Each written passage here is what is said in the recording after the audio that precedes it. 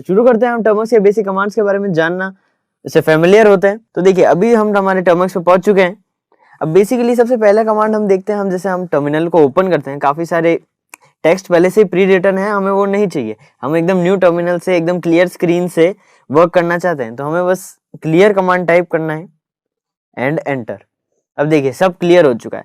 अब क्लियर होने के बाद अब हमें हमारे जो डॉलर साइन है उसके आसपास कुछ दिख नहीं रहा, वैसे हमारे टर्मिनल पे हमें दिखता है कि हमारी प्रेजेंट वर्किंग डायरेक्टरी क्या है, बट इसमें हमें टर्मक्स में नहीं दिख रहा है। तो कोई बात नहीं, हम उसे चेक कर सकते हैं। हमारा कमांड है डायरेक्टरी चेक करने का, प्रेजेंट वर्किंग डायरेक्टरी यानी PWD एंड एंटर। अब देखिए ये बता रहा है /data.com.termux/files/home के अंदर हम अभी वर्क कर रहे हैं। अब मैं इसको डायरेक्टरी को चेंज करना चाहता हूं। अब जैसे मैं चाहता हूं कि मैं ये फॉरवर्ड बैक फोल्डर बैक आऊं, तो इसके दो तरीके हैं। बेसिक तरीका हम CD then files and enter. अब देखिए इसके अंदर ये फाइल नहीं है, क्यों? क्योंकि हम होम फोल्डर के अंदर कुछ नहीं। अब जैसे हम इसको लिस्ट करते हैं एंड एंटर, लिस्ट क्यों? क्योंकि यहाँ पे कोई फाइल है ही नहीं, इसलिए हम फाइल्स में नहीं जा पा रहे। बट अगर हमें बैक जाना है तो हम क्या करेंगे, CD स्पेस डॉट डॉट, अब CD dot dot and enter. अब हम हमारी प्रेजेंट वर्किंग डायरेक्टरी चेक करते हैं, हम फाइल्स के अंदर आ चुके हैं। अब हम इस फाइल्स के अंदर के डेटा को लिस्ट करते हैं LS कमांड से, यानी लिस्ट कमांड से। अब इसमें आप देख पा रहे हैं होम एंड यूजर दो फोल्डर्स है। अब इसमें हमें हमारा फोल्डर शो हो रहा है, तो हम इस फोल्डर में जा सकते हैं CD कमांड के थ्रू, CD command and then home and enter. अब हम अगर प्रेजेंट वर्किंग डायरेक्टरी चेक करेंगे तो हमें दिख रहा है कि हम होम फोल्डर में। तो इसमें यही है कि हमारा जो डायरेक्टरी है वो डायरेक्ट हमें हमारे साइन से पहले शो नहीं होता। हमें डायरेक्टरी अगर देखनी है तो हमें बार बार PWD कमांड यूज करना होगा ताकि हम हमारी प्रेजेंट वर्किंग डायरेक्टरी देख सकें। अब यहाँ पे हम LS करते हैं तो हम देखते हैं हमने यहाँ पे कोई फाइल क्रिएट नहीं कर रखी, यानी ये फोल्डर एम्प्टी है। तो हम एक बार इसमें यहाँ एक फाइल क्रिएट करते हैं। तो फाइल क्रिएट करने का काम टच कमांड करता है। हम टच लिखेंगे, इस फाइल का नाम लिख देते हैं हम test.txt एंड एंटर। अब हम जब लिस्ट करेंगे इसे तो हम देख पा रहे हैं कि हमारी test.txt फाइल यहाँ पे दिख रही है। अब हम अगर इसके अंदर, अब जैसे वैसे तो ये एम्प्टी है, तो हम अगर इसे cat test.txt करते हैं तो हमें कुछ नहीं शो हो रहा क्योंकि ये फाइल एम्प्टी है। और इसका एक चीज ये भी हो सकती है कि शायद हमारे पास इसकी परमिशन ना हो, तो उसकी परमिशन को एक बार चेक कर लेते हैं हम कि हमारे पास इसकी परमिशन है इसको रीड करने की। तो उसके लिए हमें क्या करना होगा, chmod यानी change module. Then but change module करने से पहले हम पहले चेक कर लेते हैं कि LS then -L and enter. अब देखिए रीड और राइट परमिशन है इस test.txt फाइल के लिए। कोई बात नहीं, हमारे पास हमें इतनी परमिशन चाहिए, हमें इसे एग्जीक्यूट नहीं करना है, इसे एग्जीक्यूटेबल परमिशन की जरूरत नहीं है। अब हम इसके अंदर अगर कुछ ऐड करना है तो हम नैनो टेक्स्ट एडिटर यूज कर सकते हैं, नैनो test.txt एंड एंटर। अब यहाँ पे हमारा टेक्स्ट एडिटर ओपन हो चुका है। अब यहाँ पे हम लिख देते हैं हेलो एवरीवन। हमने यहाँ पे हमारा टेक्स्ट लिख दिया। अब हमें इसे एग्जिट करने से पहले इसको सेव करना है। अब इसको सेव करने के लिए हमें कंट्रोल टैप करना है and then O। Control O से सेव हो चुका है ये, एंड देन हमें इसे M करना है, सॉरी इस पे एंटर करना है and control then X। Exit हो चुका है। अब हम हमारा अगर cat कमांड डालते हैं और test.txt को ओपन करते हैं, हमने test.txt ओपन किया तो हमारा जो उसके अंदर का जो टेक्स्ट है यानी हेलो एवरीवन वो शो हो रहा है। तो ये था हमारा बेसिक टेक्स्ट एडिटिंग के लिए और उसकी अंदर की फाइल्स को सेव करने के लिए कैसे आप सेव कर सकते हैं। अब हाँ, अगर आपको रनिंग प्रोसेसेस चेक करने हैं तो आप क्या कर सकते हैं, तो आप टॉप कमांड टाइप कर सकते हैं एंड एंटर। अब देखिए यहाँ पे आप 3 चीजें देख पा रहे हैं रन होती हुई। अब उनकी PID शो हो रही है, उनके नाम शो नहीं हो रहे हैं। यहाँ पे देखिए 3 टास्क रन हो रहे हैं, 3 टोटल है, 1 रनिंग है, 2 स्लीपिंग है। अब हम इसे, हमारी ये तो हमारा शो हो रहा है फुल स्क्रीन पे। अब हम यहाँ कुछ भी लिखेंगे तो वो लिख नहीं पा रहे हैं हम, तो हमें इसे एग्जिट कैसे करना है।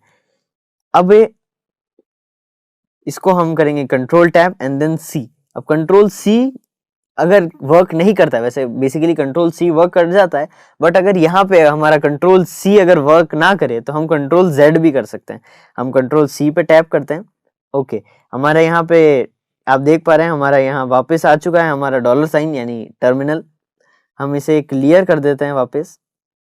ये हमने क्लियर कर दिया। अब देखिए अगर आपको कुछ भी चीज गिट क्लोन करनी है, हमें कोई टूल करना है, अब हम एक बार ब्राउजर पे चलते हैं।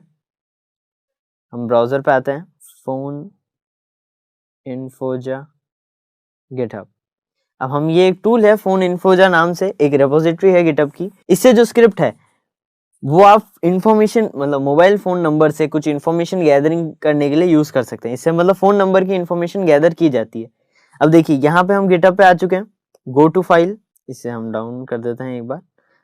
अब हमें यहाँ से बेसिकली सिंपली यहाँ से लिंक कॉपी करना है, कॉपी लिंक। यहाँ से क्रॉस बैक आ जाते हैं एंड हम चलते हैं हमारे टर्मिनल्स पे वापस। अब यहाँ पे हमें करना है गिट। अब पहले हम हमारी प्रेजेंट वर्किंग डायरेक्टरी चेक कर लेते हैं। हम होम फोल्डर में ही है, परफेक्ट। अब यहाँ पे हम करते हैं git and then clone, git clone and tap करके रखते हैं यहाँ पे एंड पेस्ट। हमारे यहाँ पे लिंक पेस्ट हो चुका है गिटहब का एंड एंटर। अब देखिए ये कह रहा है हमारे पास गिट पैकेज ही इंस्टॉल नहीं है, तो हमें गिट पैकेज इंस्टॉल करना पड़ेगा पहले गिट क्लोनिंग के लिए। अब देखिए यहाँ पे टर्मक्स के अंदर apt get वर्क नहीं करता है, यहाँ पे pkg वर्क करता है। अब मतलब आपको अगर कुछ डाउनलोड करना है तो आप apt get इंस्टॉल नहीं लिखेंगे, आपको लिखना पड़ेगा pkg इंस्टॉल। अब हम pkg देन इंस्टॉल गिट, हम गिट को इंस्टॉल कर लेते हैं।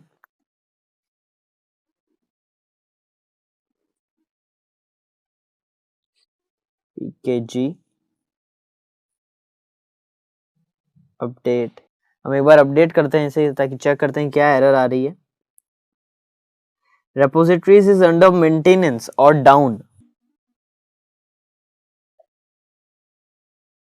अब देखिए अब हमारे यहाँ पे पैकेज, अब एक बार हमने अपडेट कर दिया था तो हम पैकेज का आ चुका है, डाउनलोड करना है या नहीं, यस एंड नो। हमने वाई टाइप करके यस कह दिया, एंटर करते हैं। अब इसकी डाउनलोड प्रोसेस स्टार्ट हो चुकी है। अब हम एक बार इस टर्मिनल को वापस क्लियर कर देते हैं एंड एंटर। अब देखिए यहाँ जो अपर एरो है उससे हम हमारे पिछले कमांड की तरफ मूव करते हैं, जैसे हम हमारे कीबोर्ड से अपर कमांड से मूव करते थे। हम हमारे पहले गिट क्लोन वाले कमांड पे आ जाते हैं एंड देन एंटर। अब देखिए ये फोन इन्फोजा वाले को क्लोन कर रहा है।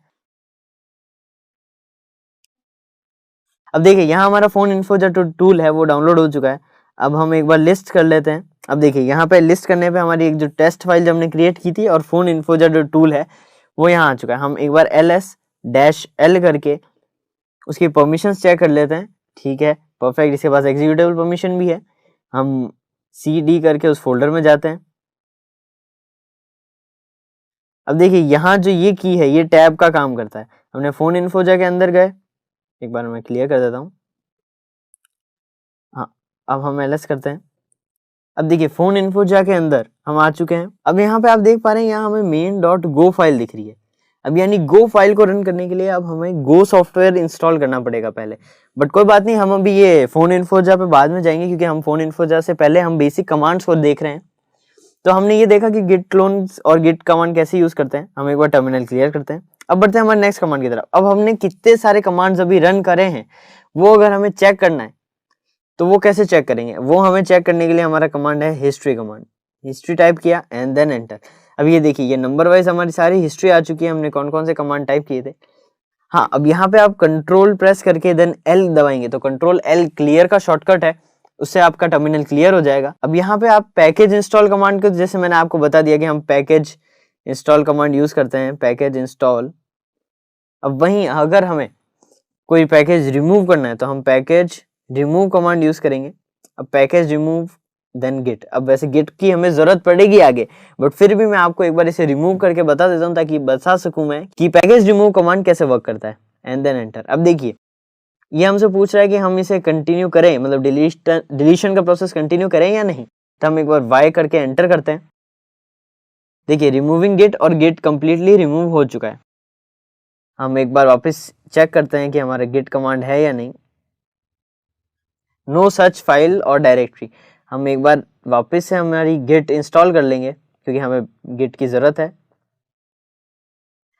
पैकेज इंस्टॉल गिट ठीक है, हमारा ये प्रोसेस कंप्लीट हो चुका। अब हमें एक बार हमारा apt then update then and sign apt upgrade -y यानी फुल सिस्टम अपडेट हम एंटर करते हैं। अब ये अपडेट अपग्रेडेशन का प्रोसेस है। अब यहाँ पे देखिए रिपोजिटरी अभी भी मेंटेनेंस पे है। अगर हम इसे सेम कमांड को पैकेज से रिप्लेस करें तो क्या होगा, pkg package update and package upgrade and enter. अभी भी रेपोजिटरीज का प्रॉब्लम आ रहा है, बट कोई बात नहीं, उसको हम रिजॉल्व कर लेंगे। हाँ, अब हमने यहाँ पे जो एंड कमांड यूज किया था वो किसके लिए था, वो था सीक्वेंसिंग कमांड, ये था सीक्वेंस कमांड। इसका मतलब ये है कि हमने जो पहला कमांड बोला है वो कमांड अगर एग्जीक्यूट होता है तब उसके एग्जीक्यूशन के बाद एंड होने पर ही सेकेंड कमांड एग्जीक्यूट होना चाहिए। ये होता है एंड का यूज। हम अब इसे क्लियर करते हैं। अब हमें अगर हमारे नेटवर्क सेटिंग्स देखनी है तो हम यहाँ पे लिखेंगे ifconfig, जो कि हम यूज करते हैं काफी। ifconfig टाइप किया एंड देन एंटर। अब यहाँ पे आप देख पा रहे हैं हमारे VLAN, EID, सेशन ID, लोग ये सारे हमें यहाँ पे हमारे शो हो रहे हैं। यहाँ हमारी लोकल IP, हमारी IP ये यहाँ पे सारी शो हो रही है। हम इसे क्लियर कर देते हैं। अगर हमें कोई फाइल लोकेट करनी है, अब बढ़ते हैं थोड़ा लोकेटिंग कमांड की तरफ। अगर हमें हमारी कोई फाइल लोकेट करनी है, अब जैसे हमने एक फाइल क्रिएट की थी test.txt, तो हम एक बार इसे लोकेट कमांड और ग्रैब कमांड, दो कमांड होते हैं। एक बार हम लोकेट कमांड से टाइप टेस्ट करते हैं इसे test.txt एंड एंटर। अब देखिए ये कमांड, अब देखिए आप टर्मक्स पे टर्मिनल पे चलाते हैं तो ये कमांड आराम से वर्क कर लेता, पर टर्मक्स पे ये पैकेज इंस्टॉल करने कह रहा है। ठीक है, हम इस पैकेज को इंस्टॉल कर देंगे mlocate। अब ये है कि टर्मक्स कंप्लीटली टर्मिनल नहीं है, ये एमुलेटर है, तो आपको इसमें काफी सारे टूल्स जो आप टर्मिनल पे करते थे, कुछ कमांड जो आपको लगता था कि टर्मिनल वाले ही हैं, तो टर्मिनल पे क्लिक करते ही टाइप करते ही एंटर करते थे और वो एग्जीक्यूट होते थे, क्योंकि वो पैकेजेस उबंटू के साथ आते थे। बट हमें यहाँ पे उनको इंस्टॉल करना पड़ेगा हर एक के लिए, क्योंकि ये सिर्फ एमुलेटर है। तो हम एक बार हमारा टर्मक वापस लोकेट कमांड करते हैं एंटर। अब देखिए इसके कोई फाइल लोकेट नहीं हुई है। हम एक बार ls करते हैं, हम cd डॉट से बैक आते हैं। अब हम ls करते हैं। अब हम एक बार हमारा लोकेट कमांड यूज करते हैं एंड एंटर। अभी भी इसे test.txt फाइल लोकेट नहीं हुई है। Okay, locate not set no such file in mlocate.db। अब ये डेटाबेस में से चेक कर रहा है, हमें वो चीज की जरूरत नहीं है। तो हम ग्रैब करेंगे, ग्रैब टेस्ट, हम एक बार इतना ही लिखते हैं, इसको वर्क करने देते हैं। यहाँ से ग्रैब कमांड काफी टाइम ले रहा है, हम एक बार इसे स्टॉप कर देते हैं। यहाँ हम pwd करके हमारी डायरेक्टरी चेक कर लेते हैं एंड देन ls। अब यहाँ से हमें कोई फोल्डर या कोई टेक्स्ट फाइल को अगर मूव करना है, हम एक बार पहले रिमूव और उन कमांड्स पे जाते हैं। तो अगर हमें इसे मूव करना है तो हम पहले एक बार हम इसे कॉपी कर लेते हैं। कॉपी के लिए हमारा कमांड है cp कमांड, कॉपी test.txt2। अगर हमें इसको यहीं पे कॉपी करना है तो हम यहीं पे इसे कॉपी भी कर सकते हैं, देन स्लैश फोन इन्फोजा। अब हम स्पेलिंग चेक करें, हाँ फोन इन्फोजा, देन स्लैश, एक बार इसे फोन इन्फोजा के अंदर करते हैं। अब देखिए फोन इन्फोजा रीड ओनली फाइल सिस्टम है, यहाँ पे हम नहीं क्रिएट कर सकते, तो हम इसको एक बार क्लियर करते हैं। हम ls पे जाते हैं। अब हम एक बार इसको रीनेम करते हैं। अब रीनेम का तरीका क्या है, आप रीनेम के लिए mv कमांड यूज करेंगे, mv test.txt2 file.txt and enter. अब हम ls करेंगे तो आप देख पा रहे हैं यहाँ पे test.txt बन चुका है file.txt।